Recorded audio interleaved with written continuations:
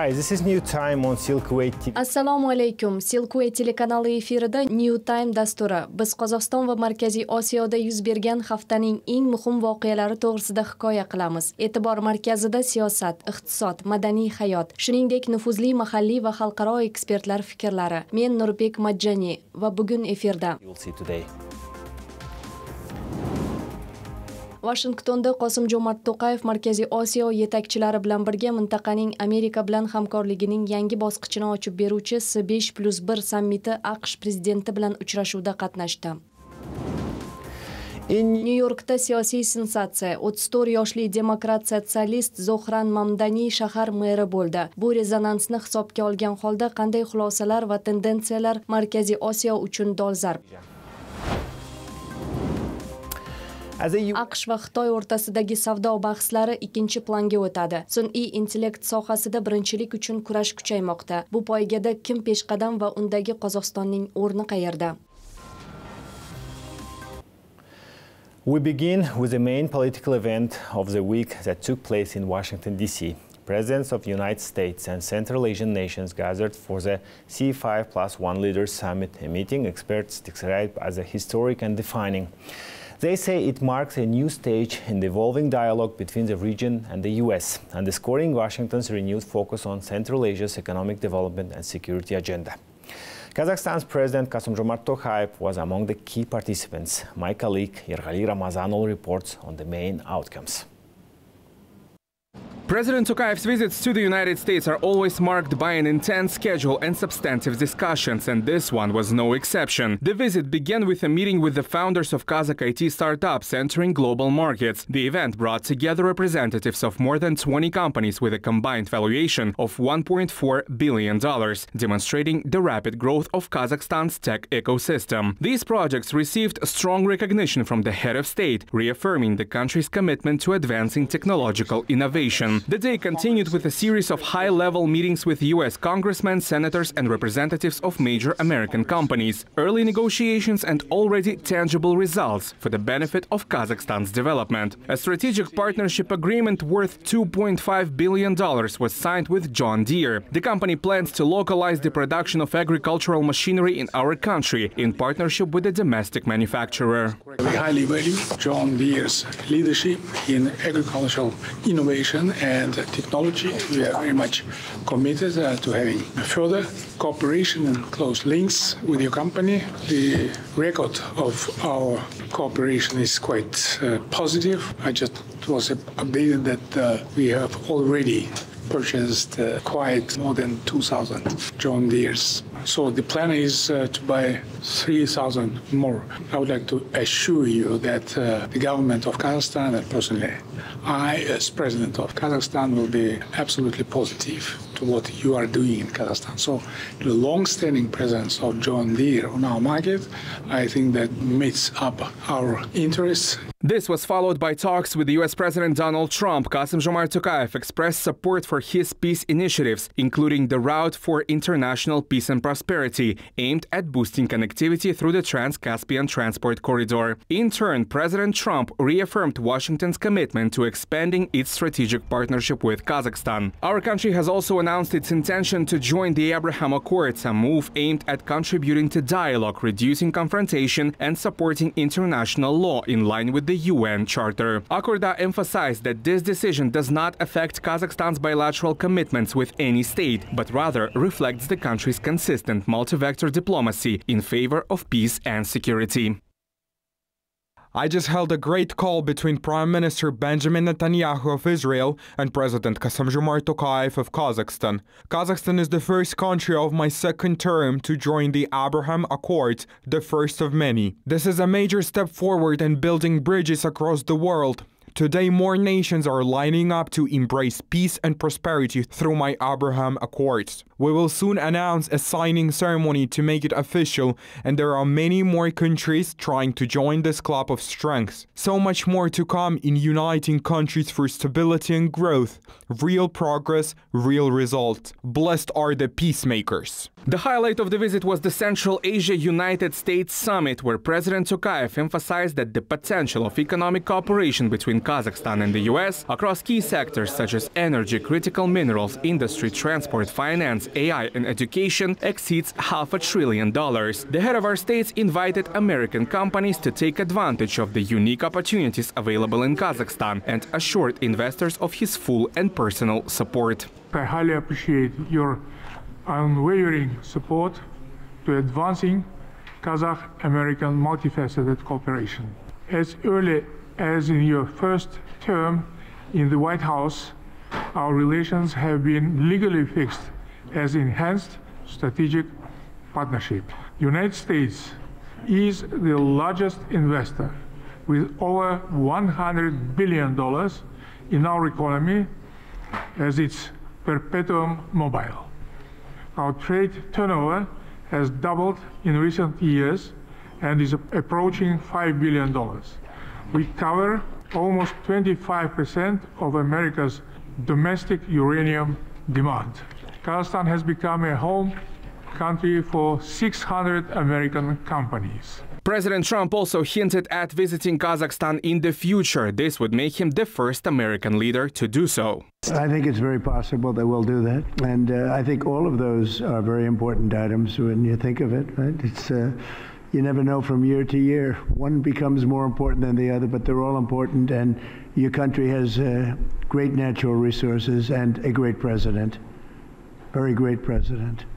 Kassym-Jomart Tokayev noted that the C5+1 summit marks the beginning of a new era of cooperation between Central Asia and the United States. The visit concluded with the signing of commercial agreements between Kazakhstan and the US worth over $17 billion, which is seen as a tangible outcome reflecting the growing strategic partnership between the two nations.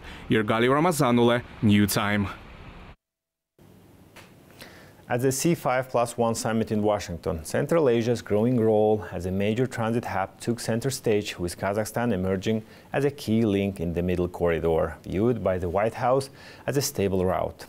Experts say the format may soon expand to include South Caucasus nations, Azerbaijan, Georgia and Armenia, as a natural extension of this trade corridor. U.S. companies, meanwhile, are also looking to strengthen the region's logistics networks through innovation, from digital tracking system as to AI-driven solutions aimed at making trade more transparent and secure. Right after the summit, my colleague Baljan Samigulina spoke with assistant professor from Nazarbayev University to discuss this and other results of the meeting. Here are some highlights.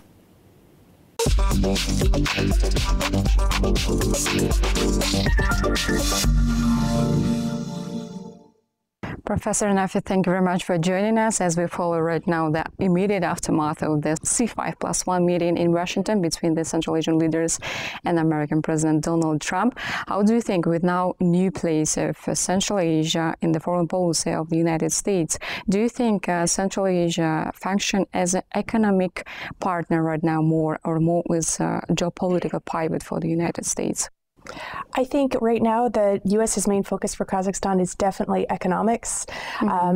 As we've already seen in the past few hours, the U.S. has signed an MOU with Kazakhstan specifically aimed at critical minerals, a key part of a supply chain issue that they have been trying to relieve over the past few months.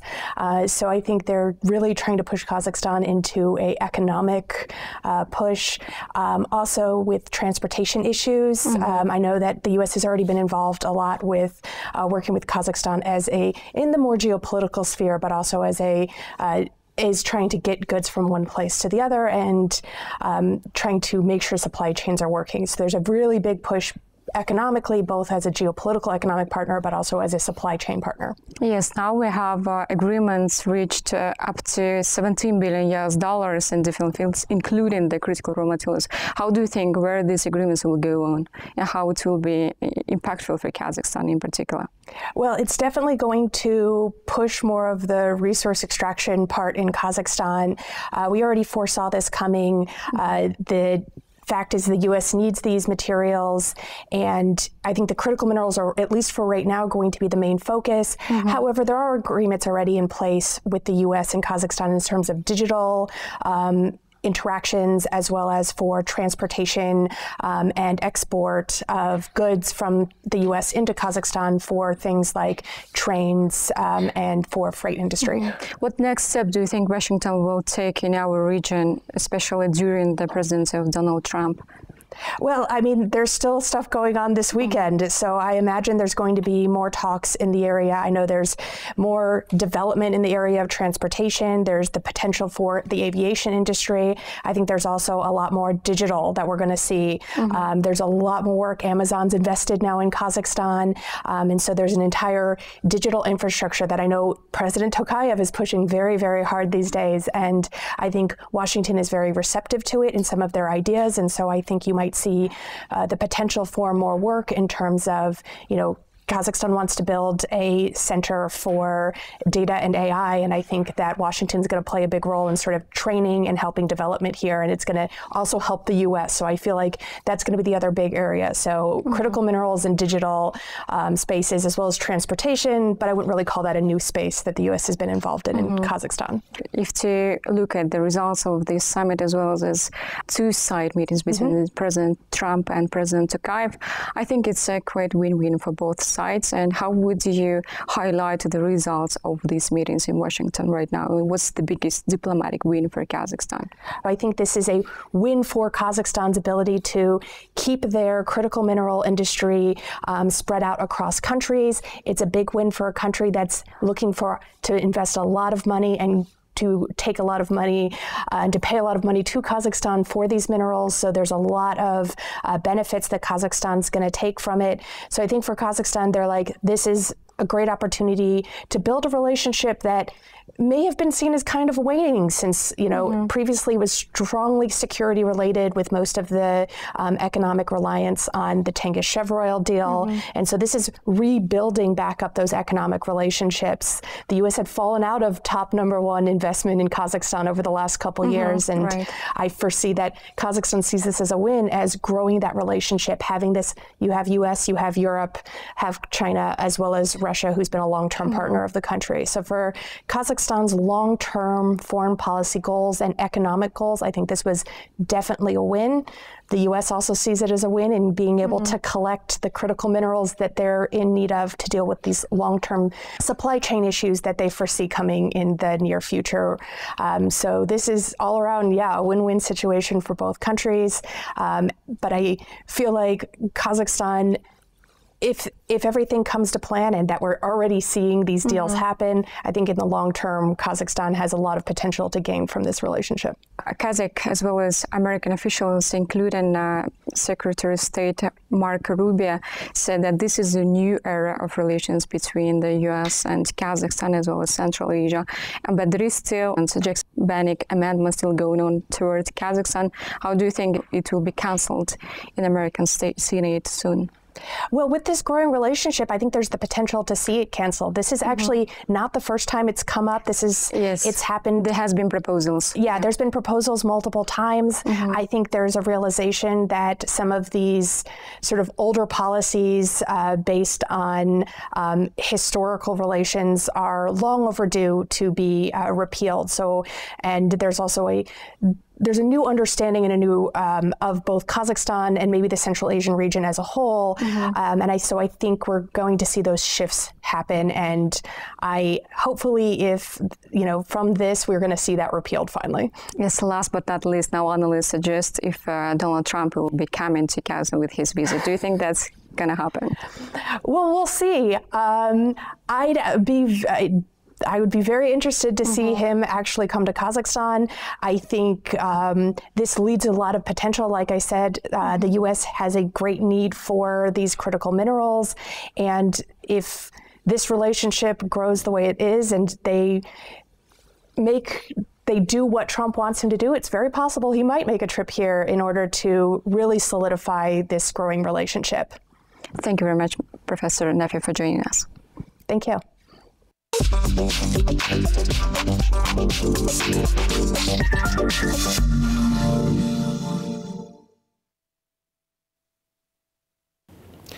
Meanwhile, US Secretary of State Marco Rubio AQSh davlat kotibi Marco Rubio 2026-yilda Markaziy Osiyoning 5 ta davlatiga borish rejasini e'lon qilindi. Washingtonda bo'lib o'tgan tashqi ishlar vazirlari bilan uchrashuvda davlat departamenti rahbari ma'lum qilishicha, tabiiy zaxiralarni o'zlashtirish va iqtisodni o'zlashtirish masalasida tomonlarning manfaatlari o'zaro mos tushadi. O'z navbatida respublikachi senator James Rish sovuq urush davrida joriy etilgan Jackson-Venik o'zgarishini bekor qilish bo'yicha kongressga qonun loyihasi kiritishini ma'lum qildi va Washington Markaziy Osiyoga yetarlicha e'tibor bermaganini ta'kidladi. Central Asia has not received the attention it deserves from Washington.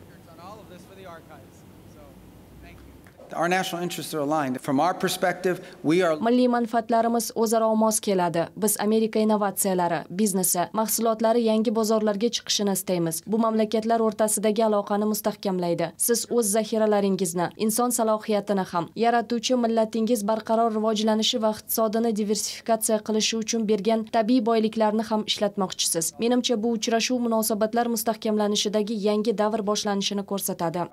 In our relationship in Central Asia.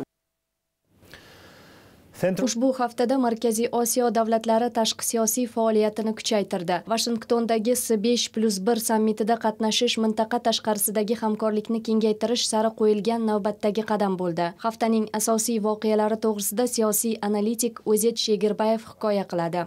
Rahmat Nurbek, bu yerda bo'lish va fikrlarimni taqdim etish imkoniyatidan mamnunman. Men ham O'zet. Ish boshlaymiz. Ushbu haftada Markaziy Osiyodagi diplomatik faollikda eng o'ziga xos jihat nima bo'ldi? Nurbek, bir necha muhim voqealarni ko'rsatish mumkin. Mintaqada Markaziy Osiyoning dunyo sahnasidagi ahamiyatini ko'rsatuvchi yuqori darajadagi hamda ramziy tashriflar yuz berdi.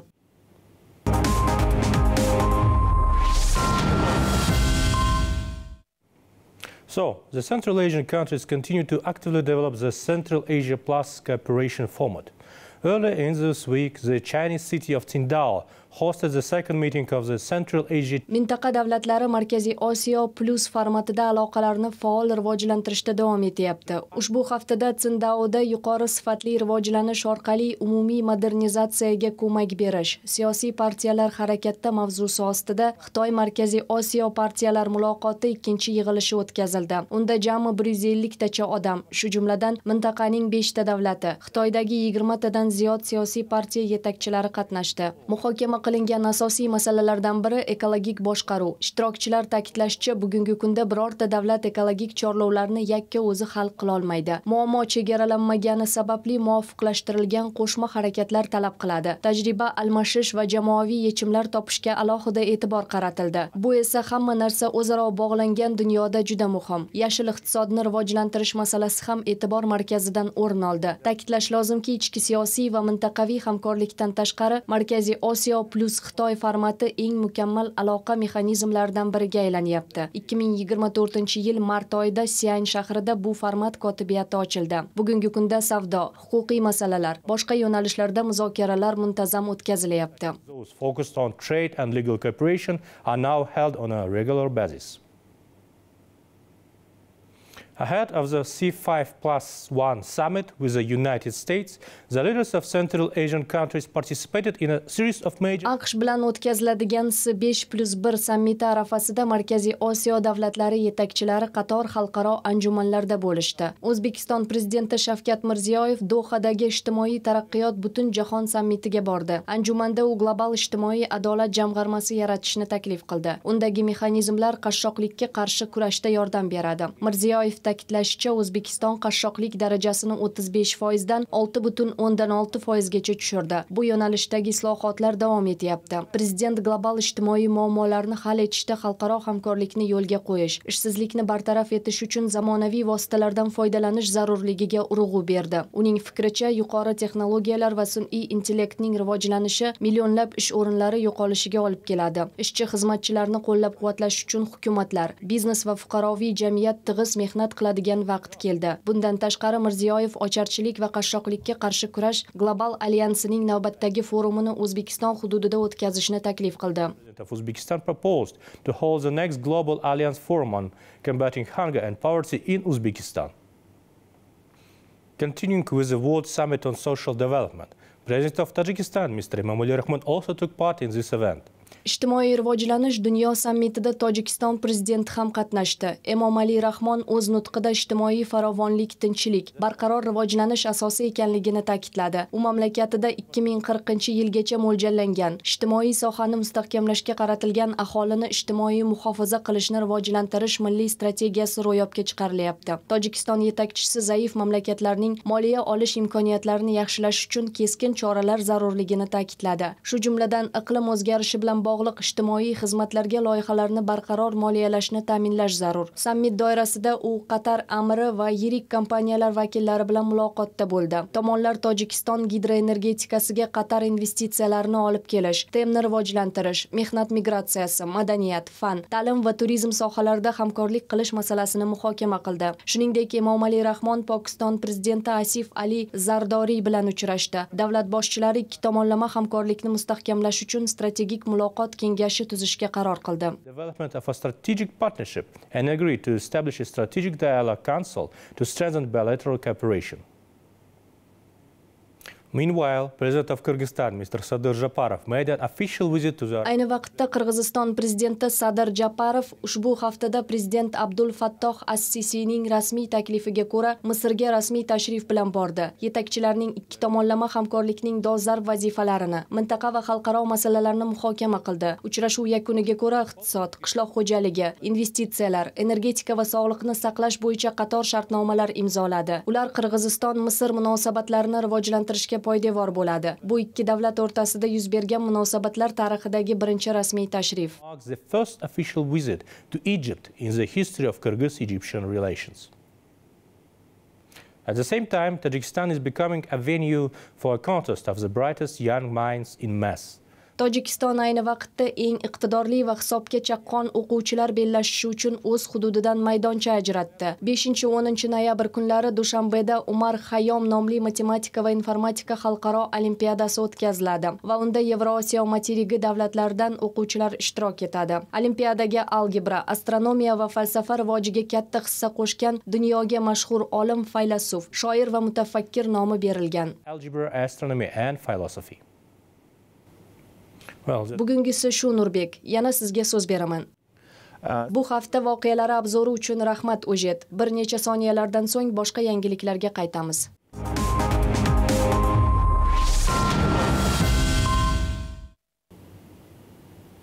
Now moving on, New York, the largest city in the United States, has elected... Boshqa yangiliklarga ko'chamiz. New York yangi merini sayladi. 34 yoshli demokrat sotsialist Zohran Mamdani 1-yanvar kuni lavozimini egallaydi. Uni saylovchilarning yarmi yoqladi. Raqiblari respublikachi Curtis Sliff va mustaqil demokrat Andrew Cuomo tegishlicha 41 va 7% ovoz oldi. Nega bu voqea AQShdan tashqarida ham katta shov-shuvga olib keldi? Hamkasbim Yerg'ali Ramazanov hikoya qiladi. Beyond America borders. Yerg'ali Ramazanov explains why. New York hayajonda. Shahar yangi hokimni sayladi va yangi kelajakka umid qilyapti.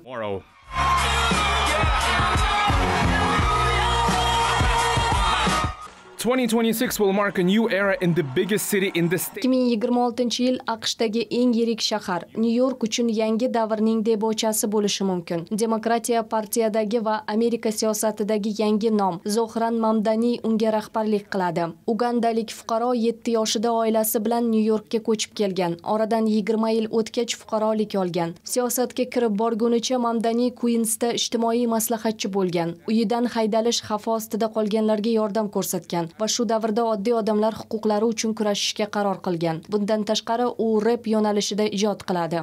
Go ahead, make a rap for your nanny. It's a rap. Get the guap, spin the rack on your nanny. Come through, give a dab to your nanny. If you really feeling good, spin a track for your nanny.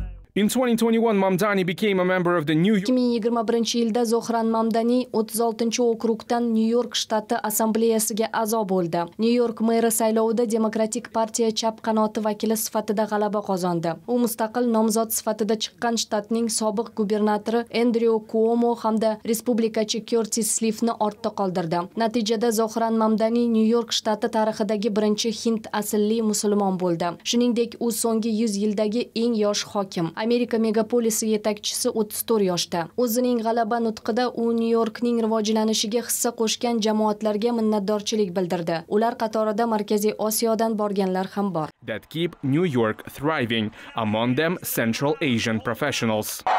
Thank you to the next generation of New Yorkers who refuse to accept that the promise of a better future was a relic of the past. Nyu-Yorkliklarning yaxshi kelajak haqidagi orzulari o'tmishda qolganiga ishonmagan yangi avlodiga rahmat. Shahar siyosati tez-tez unutib qo'yadigan, lekin bu harakat o'ziniki hisoblaganlarga rahmat. Men yamanlik do'kondorlar, meksikalik buvilar, senegallik taksistlar, o'zbek hamshiralar, trinidadlik oshpazlar va efiop xolalardan minnatdorman. Bu shahar sizning shahar. Bu demokratiya sizga qarashli. Biz g'alaba qildik, chunki Nyu-Yorkliklar imkonsiz narsaning ham imkoni bor ligiga ishonch hosil qildi va biz endi siyosat ustimizdan hukm qilishiga yo'l qo'ymaymiz. Endi siyosatni biz o'zimiz yuritamiz. Because we insisted that no longer would politics be something that is done to us. Now it is something that we do. Meanwhile, New Yorkers are looking. Nyu-Yorkliklar jiddiy o'zgarishlarni kutyapti va Mamdani kompaniyasi davomida hammaga tushunarli, sodda tilda shu haqda gapirib kelyapti. Murakkab va ko'p bosqichli dasturlar o'rniga u barcha Nyu-Yorkliklarni tashvishlantirayotgan masala. Nyu-York yashash uchun qulay shahar bo'lishiga qaratdi. An affordable place to live. This is the first mayor that I'm excited. Men saylanganidan mamnun bo'lgan birinchi mer mana shu. Biz ko'p yillar turg'unlikda qolib ketdik. O'zgarishlar kutdik. Bu xuddi toza havo kabi bo'ldi. Ko'p yillardan buyon birinchi marta haqiqiy yangilanish sezildi. Alban asilli amerikalik va musulmon sifatida shahar meri tengdoshim ekanligidan quvonchdaman. U Nyu-Yorkni yashash uchun ancha arzonlashtirmoqchi va bu meni ilhomlantiradi. What's most striking? Bir yil avval Zohran Mamdani Nyu-York meri lavozimiga nomzodini qo'yishini aytganida uni aholining faqat 1% bilardi. Hatto o'z jamoasi ham o'shanda uning g'alaba qilish ehtimoli 3% dan ko'p emasligini ko'rsatgan. Lekin uning g'oyalari va yondashuvlari jamiyat istaklariga mos keldi. O'zi ham oddiy odamlarga qayishadigan inson kabi taassurot qoldirdi. Uning kompaniyasi yorqin, ko'rkam suratlar, tarmoqlardagi virusli video va yumor tarzida o'tdi. And humor. Mamdani was able to win over. Mamdani ko'p jihatdan shaharda yashash qiymati hamyonbop bo'lishiga e'tibor qaratish orqali Nyu-York saylovchilari ovozini jalb eta oldi. Vaziyatni yaxshilashni taklif etdi. Boshqacha aytganda, o'z kompaniyasini lokal, odamlarga yaqin mavzu atrofida qurdi va oxirigacha undan uzoqlashmadi. Bu esa ayniqsa yoshlar tomonidan qo'llab-quvvatlandi. Some of the key points in his campaign. Uning dasturidagi asosiy punktlar ijtimoiy uy-joylar ijara haqqini ko'tarmaslik, bolalarga ko'rsatiladigan xizmatlarni arzonlashtirish, bepul avtobus yo'nalishlari belgilash va hamyonbop magazinlar ochish. Yiliga $1 million ziyod daromad oladiganlarga qo'shimcha soliq solmoqchi. Shu taklif raqiblarining tanqidiga uchradi. Mamdani radikal kommunist. Uning siyosati shaharga zarar yetkazadi deyishdi. Communist claiming his policies could ruin the city. Bizda kommunist bor, 33 yoshda, deyarli hech narsani bilmaydi. Umrida bir kun ham ishlamagan. Endi odamlar ko'ngliga kirib oldi. Nima ham derdik? Men Nyu-Yorkka ko'p pul yubormayman. Menga bu qiziq emas. But the resistance was also coming from inside. Partiya ichida ham unga qarshilik kuzatilgandi. Tajribali demokratlarning ko'pchiligi Zohran Mamdaniga yordam berishga shoshilmadi. Rahbariyat uning sotsialistik fikrlari va Falastin mustaqilligini ochiq qo'llashidan xavotirlandi. Demokratlar keskin gaplarga ko'nikmagan kichik shaharlardagi mo'tadil ovoz beruvchilarni o'ziga jalb qilishga intilayotgan edi. Endi esa Mamdanining g'alabasini faqat Nyu-Yorkda emas, butun dunyoda qutlashyapti. Ko'plab analitiklar va siyosatchilar Amerika siyosatida burilish pallasi kelganini taxmin qilyapti. Zohran Nyu-York uchun kompaniyasi strategiyasini boshqa shaharlar va hatto AQShdan tashqarida takrorlash imkoniyatini sinchiklab o'rganyapti. And even beyond the United States. I think the use of social media is exceptionally important. Menimcha ijtimoiy tarmoqlardan foydalanish o'ta muhim, lekin nozik jihat bor. Menimcha uning g'alabasi sababi faqat ijtimoiy tarmoqlar yoki autentikligida deyish u qadar to'g'ri emas. Ha, bu juda muhim, lekin to'g'risini aytganda uning aytgan fikrlari g'alabasiga poydevor bo'ldi. Hamyonboplik, tengsizlikka qarshi kurash, insonlar hayotini yaxshilashga intilishga chaqirish. Bularsiz har qancha faol bo'lganida ham mazkur natijaga erisha olmasdi. Mamdani was not the only triumphator this Tuesday. Zuhran Mamdani o'tgan haftada g'alabani nishonlagan yagona shaxs emas. Nyu-Jersi shtatida gubernatorlik saylovlarida Mikki Sherrill, respublikachi Jek Chitarelli ustidan, Virjiniyada Abigail Spanberger ustidan g'alaba qozondi. Shu tariqa Donald Trump Oq uyga qaytganidan keyin ilk marta demokratlar 3 ta muhim poygada yutuqqa erishdi. Mazkur natijalar partiya mavqeini mustahkamladi. Kongress saylovlari arafasida o'ziga ishonch uyg'otdi. G'alabalar demokratlar yangi rahbarlar va samarali strategiyalar paydo bo'lganini ko'rsatdi. Bu esa 2026-yilda parlamentda ko'pchilik ovoz olishlariga yo'l ochishi mumkin. And still trying to forge a path into Congress majority. Yerg'ali Ramazanog'li, New Time. The mayoral election in New York meri saylovi dunyo siyosatidagi eng ko'p muhokama qilinayotgan masalalarning biriga aylandi. Markaziy Osiyo, shu jumladan Qozog'iston uchun ham mahalliy hokimlik saylovlari juda muhim. Mamlakatda hokimlarni bevosita saylashning yangi tizimi shakllangan. Ekspertlar fikricha, u prezident Qosim-Jo'mart To'qayevning tashabbusi bilan mamlakatni siyosiy transformatsiya qilishdagi muhim qadam. Of political reforms. I think that any kind of mayor or akimi in Kazakhstan should have this expert community close to him that can be non-partisan and much more sincere in their recommendations. So it's very much Menimcha Qozog'istondagi har hokim o'zining yonida mustaqil, xolis, samimiy tavsiyalar beradigan ekspert hamjamiyatiga ega. Hozir bevosita saylovlarning yangi siyosiy madaniyatini shakllantirish muhim. Bu narsa davlat xizmatchilari, umuman olganda, jamiyat bilan ochiq muloqotda bo'lish uchun zarur. Singapur va AQSh bu borada muvaffaqiyatli namuna bo'la oladi. Ularning fuqarolari siyosiy jarayonlarda faol ishtirok etadi. Shuning uchun aholining yangi tashabbuslar va islohotlardan xabardor bo'lishi muhim. Hokimlar, nomzodlar va davlat xizmatchilari kommunikatsiyaga ko'proq e'tibor qaratishi zarur. Bu narsa shaxsiy PR emas, olib borilayotgan siyosatni tushuntirish uchun zarur. Menimcha bu narsa davlat va jamiyat o'rtasida strategik kommunikatsiyalarni mustahkamlovchi faktor. To improve the strategic communications between population and the government. Last week, Donald Trump and Xi Jinping appeared to ease tensions over tariffs, offering a brief pause in the long-running economic rivalry. But as the dust settles and as the competition is intensifying, the global race for artificial intelligence supremacy. At the heart of it lies one of the world's most valuable resources, AI chips. Nations and corporations are vying for control over these tiny engines of innovation, turning technology into a new arena of global power. So, who will take the lead and what role could Kazakhstan play in this high-stake race? Let's find out in the next report.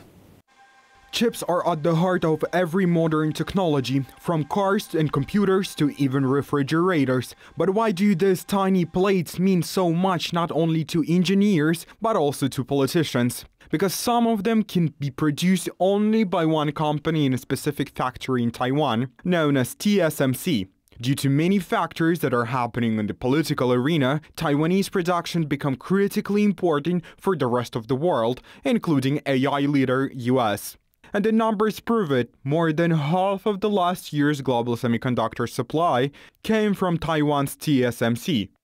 For most of the manufacturing facilities that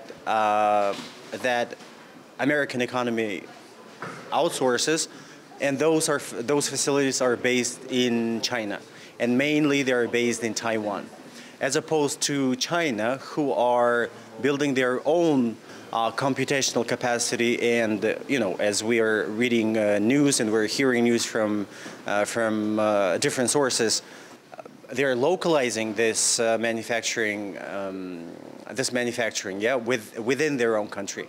The number of companies involved in the chip manufacturing is small, yet none of them can function without the others. Let's take a look at the map. US-based firms mainly design chips, while Taiwan and South Korea handle the production. Japan supplies essential chemicals and materials, and countries like Netherlands, Japan, and the United States produce this sophisticated machinery used in fabrication. It's a deeply interconnected system, globalized and specialized at the same time. No single region can make chips entirely on its own. I think it's difficult. That's why it's like this these days, and like we have that specific countries like focusing on certain area of these chips, and they like progressing and they collaborate in terms of like even our phones, like they like the glass produced in one place, like memories in different place, and they processed in the third country and assembled in China. And when we talk about progress in this industry, we cannot avoid mentioning Moore's law. It originally stated that the number of transistors placed on a chip roughly every 1.5 to 2 years, leading to exponential growth in performance. Today, the most advanced transistors nodes reach just 2 or 3 nanometers, thinner than a strand of DNA, but experts say now Moore's law is slowing down. This is especially true for artificial intelligence. AI workloads require extremely high-performing chips and customized hardware. The industry is now entering a new phase where innovation deepens on emerging technologies. And with introduction of GPU, this was mainly for video rendering. Graphical processing units were used for videos, but one researcher he decided to accelerate the neural network using GPU, and this became a new era for neural networks. Since then, all the networks became deeper and deeper. So we can divide pre-GPU and GPU era for hardware. China and the United States see semiconductors as a key battlefield in their technological rivalry. The US has restricted companies like NVIDIA from selling their most advanced AI chip, Blackwell. It will be reserved exclusively for domestic use, not for other people. NVIDIA is really just a brilliant company. The chips are 10 years, the new Blackwell that just came out, it's 10 years ahead of every other chip. There's nothing to meet with other than say, congratulations. But no, we don't give that chip to other people.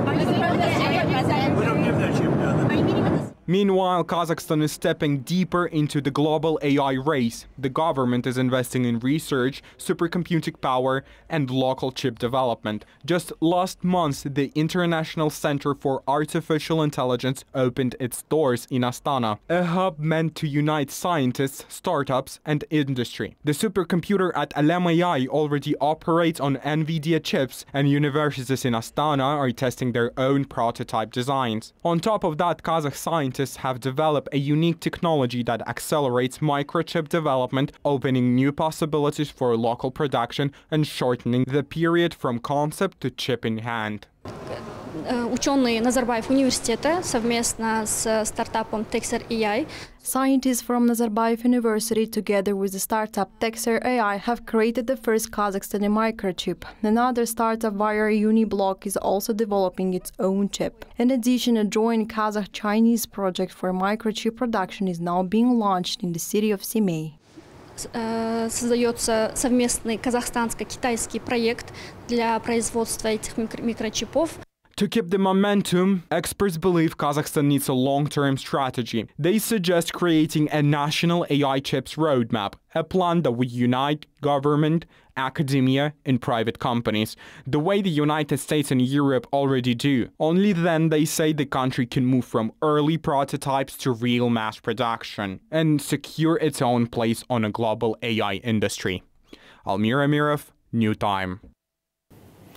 The global race for artificial intelligence. Sun'iy intellektni rivojlantirish poygasi ishtirokchilari endi faqat yirik korporatsiyalar bilan cheklanmaydi. Texnologiyalar kichik va o'rta korxonalarda faol joriy etilyapti. U o'sish va biznes raqobatbardoshligining asosiy vositasiga aylanyapti. Yorqin misollardan biri bo'lgan Janubiy Koreyada davlat dasturlari va innovatsiyalar kichik va o'rta tadbirkorlar sun'iy idrok sohasida ish yuritishini faollashtiryapti. The small and medium-sized business sector.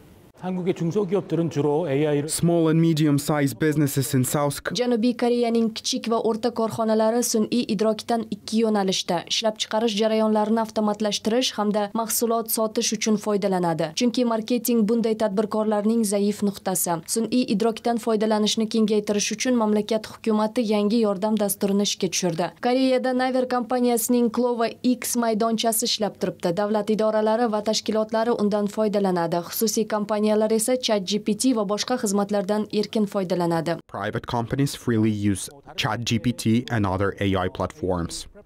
This year, South Ta'kidlash lozimki, biznes muhitida sun'iy idrokdan foydalanish yutuqlarini Koreya Digital Qizil O'rda loyihasi doirasida baham ko'rishga tayyor. Mamlakat delegatsiyasi Qozog'iston hamkorlari bilan boshqa raqamli innovatsiyalari bo'yicha tajriba almashadi.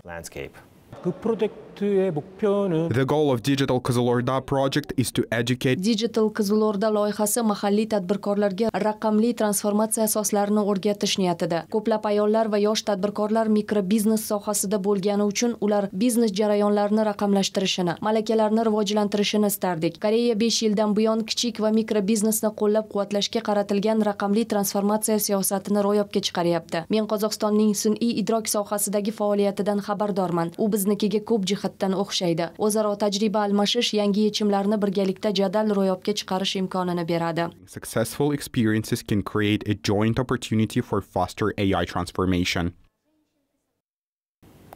In Astana this week, the 9th annual Media Week has kicked off.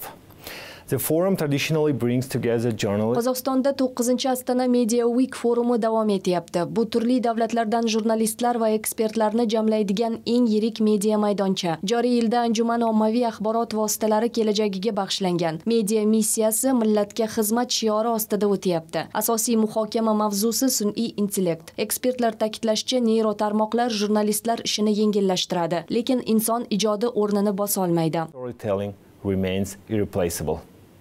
Я думаю, в работе уже применяете и вопросы технологии искусственного интеллекта, и что скрывать, и элементы чата GPT.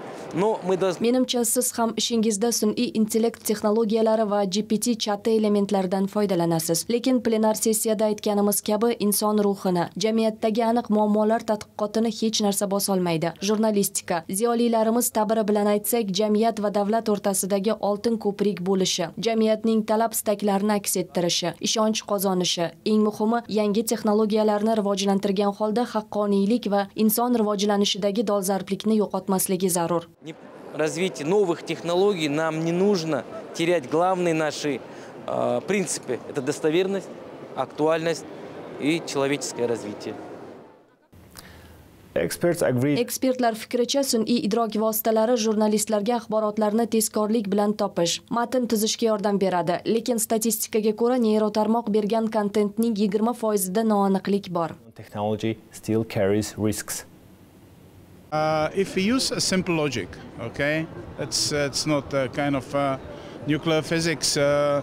Soddagina qilib aytsak, bu yadro fizikasi emas, sun'iy intellekt. Albatta kerak, lekin ayni vaqtda u jurnalist o'rnini bosa olmaydi, u odam o'rnini bosa olmaydi. Chunki sun'iy intellektning har qanday shakli qayerdandir, kimdandir olingan axborot bilan bog'liq. Bu kimdir birorta kishi yoki jurnalist bo'ladi. Demak, hamisha o'ziga xos simbioz mavjud bo'ladi deyish mumkin. From somewhere, from someone. And the someone is human being or the journalist. So logically, there always have to be some sort of symbiosis. Let me put it this way. Bugungi dasturimiz tugadi. Qozog'iston va Markaziy Osiyoning barcha asosiy yangiliklarini shu yerdan topasiz. Mamlakatimiz to'g'risidagi ko'proq maxsus loyihalarni Silkway TV telekanalida tomosha qiling. Biz bilan qoling. Kelasi haftada uchrashguncha.